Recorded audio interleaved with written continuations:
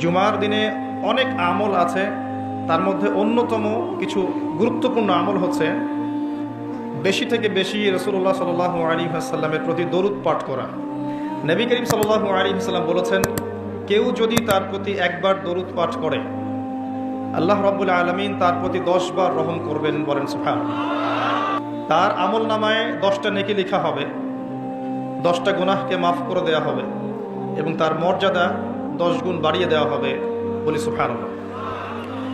নবী সাল্লাল্লাহু আলাইহি ওয়াসাল্লাম এটাও বলেছেন জুমার দিনে বেশি বেশি দরুদ পড়তে, কারণ জুমার দিনে স্পেশালি দরুদগুলো নবী সাল্লাল্লাহু আলাইহি ওয়াসাল্লামের কাছে পেশ করা হয় এবং আল্লাহ রাব্বুল আলামিনের কিছু স্পেশাল ফেরেশতা আছেন, মালায়েকা, যারা দরুদগুলোকে সংগ্রহ করেন, সালামগুলোকে সংগ্রহ করেন এবং নবী সাল্লাল্লাহু আলাইহি ওয়াসাল্লামের কবরে পৌঁছে দেন।